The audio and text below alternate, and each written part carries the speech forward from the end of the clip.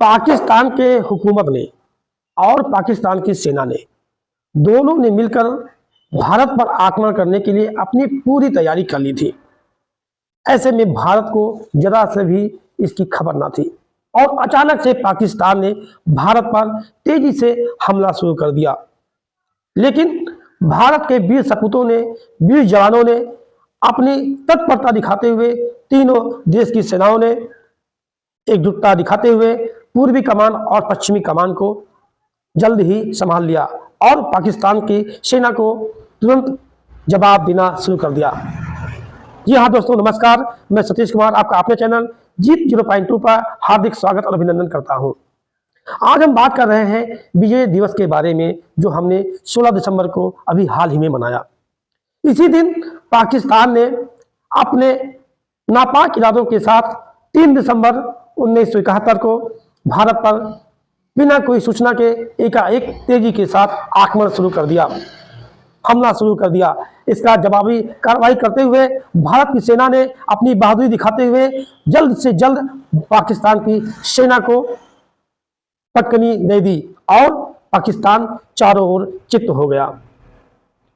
उधर राजस्थान के जैसलमेर से लगभग 110 या 120 किलोमीटर दूर लोंगेवाला चेकपोस्ट पर भारत के वीर सपूत मेजर कुलदीप सिंह चांदपुरी अपने 120 सैनिकों को लेकर के भारत देश की रक्षा बॉर्डर पर कर रहे थे। उधर पाकिस्तान की खुफिया एजेंसी ISI ने पाकिस्तान की सूचना दिया कि पाकिस्तान इस समय भारत पर आराम से आक्रमण कर सकता है, क्योंकि इस समय लोंगेवाला चेकपोस्ट में सिर्फ 120 सैनिक भारत की रक्षा के लिए खड़े हैं। ऐसे में पाकिस्तान राजस्थान से होते हुए अपना जल्द ही राजस्थान पर कब्जा कर लेगा।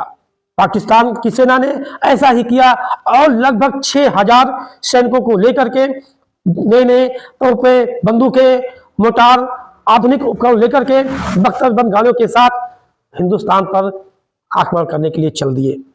जैसे ही मेजर कुलदीप सिंह चांदपुरी को इसकी भनक लगी, उन्होंने अपनी चाणक्य नीति और दूरदर्शिता का परिचय देते हुए रास्ते में उन्होंने माइंस को सेट कर दिया और अपने 120 जवानों को लगभग 1 किलोमीटर रेंज में फैला दिया। रात के समय जैसे ही पाकिस्तान की सेना भारत में घुसने लगी, वैसे बिछाए गए माइंस ने उनके तोपों को, उनकी गाड़ियों को ऐसे हवा में उछालना शुरू कर दिया। उनके गोले, उनके तोपे, उनकी गाड़ियां ऐसे चलने लगी, दगने लगी या वो ब्लास्ट हो गए। ऐसे में पाकिस्तान की सेना ने इंजीनियर्स को बुलाया उन माइंस को खोजने के लिए और उनको डिफ्यूज करने के लिए। पाकिस्तान के इंजीनियर आए, उन माइंस को खोजा और उनको डिफ्यूज किया। लेकिन इतना सब कुछ करने में पूरी रात बीत गया और जैसे ही सुबह सूर्य की पहली किरण पड़ी, वैसे ही भारतीय एयरफोर्स ने अपने एयर स्ट्राइक करते हुए पाकिस्तान के उन 6000 सैनिकों पर ऐसे बमबारी की, ऐसे गोले बरसाए कि उनके निस्ते नाबूद मिट गए और उनके तोप, उनके गोले, उनके बख्तरबंद गाड़ियां ऐसे ही जलने लगे, हवा में उड़ने लगे, सबके परखच्चे उड़ने लगे। बचे खुचे हुए कुछ पाकिस्तानियों ने अपने तोप, अपनी गाड़ियों को, अपने हथियारों को जहां के तहां छोड़ करके भाग गए, जो आज भी इस समय जैसलमेर के लोंगेवाला चेकपोस्ट पर अभी भी म्यूजियम में खड़े हैं। ऐसे थे हमारे देश के महासपूत कुलदीप सिंह चांदपुरी।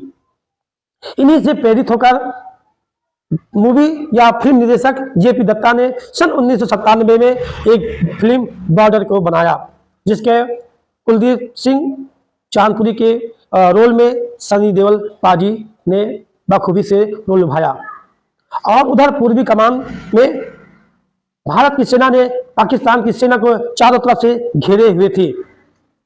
पाकिस्तान की जनरल AK नियाजी ने अपने 93,000 सैनिकों के साथ भारत के जवानों के सामने अपना आत्मसमर्पण कर दिया। उस समय पूर्वी कमान के लेफ्टिनेंट कमांडर जगजीत सिंह अरोड़ा थे और उन्हीं के सामने 93,000 सैनिकों के साथ पाकिस्तान ने अपनी हार कबूल ली और उनके सामने अपने हथियार डाल दिए। जब आपको इतना ही डर लग रहा था तो आपने पाकिस्तान ने भारत पर क्यों आक्रमण किया? जब दिल में हौसला ही ना हो, दिल में बुजदिली भरी हो, तो हथियार पकड़ने का क्या मतलब? और इसी दिन, इसी जीत के उपलक्ष्य में हम हर साल 16 दिसंबर 1971 को, यानी कहें 16 दिसंबर को हम हर साल विजय दिवस के रूप में मनाते हैं। ये युद्ध मात्र 13 दिन के अंदर भारतीय सैनिकों ने इसको समाप्त कर दिया या निर्णायक में स्थिति में ला दिया।